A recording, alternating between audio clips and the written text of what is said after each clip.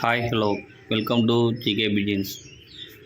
நம்ம ஜிம்மி வந்து குட்டி போடுச்சு. ஸோ போன 2-3 நாளாக பார்த்தீங்கன்னா எப்போ குட்டி போடணும்னு எக்ஸைட்டிங்காக இருந்தோம். ஸோ இப்போது குட்டி போட்டுருச்சு இன்றைக்கி.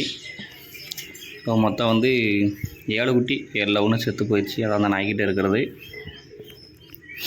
ஸோ கொஞ்சம் கவலை தான், ஏன்னா 7 குட்டி போட்டதில் ஒன்று டெத் ஆகிடுச்சு. பிறக்கும்போது இறந்தாமல் இருந்துச்சு. அதுக்கப்புறம் மற்ற குட்டிலாம் க்ளீன் பண்ணி ஒரு இடத்துல நாய்க்குட்டி படுக்க போட்டாச்சு.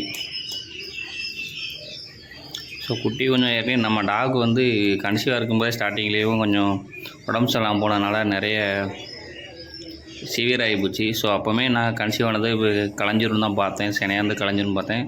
ஸோ எப்படியும் மருந்து மாத்திரலாம் கொடுத்து ஓரளவுக்கு நாயை தேர்த்தி கொடுற அளவுக்கு ஓரளவுக்கு பரவாயில்லாமல் தெரிச்சு. ஸோ சாப்பாடு சரியில்லாதனால கொஞ்சம் குட்டி வளர்ப்பில். ஸோ இனிமேல் பாலை வச்சு கொடுக்க வச்சு தான் குட்டியை நல்லா வளர்க்கணும்.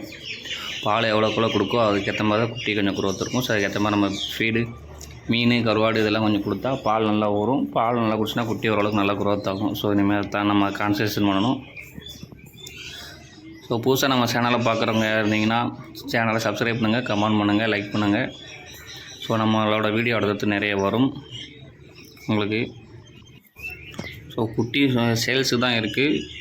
நான் ஒரு 40 நாள் கழிச்சு இதோட அப்டேட் கொடுக்குறேன். குட்டி வேணுங்கிறவங்க கான்டெக்ட் பண்ணலாம். நான் நம்பர் வந்து உங்களுக்கு அடுத்த அப்டேட்டில் கொடுக்குறேன். குட்டி குரோத் ஆனதுக்கப்புறம் 40 நாள் கழிச்சு.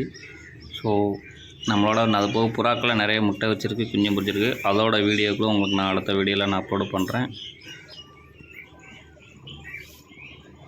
தேங்க்யூ ஃபார் வாட்சிங்.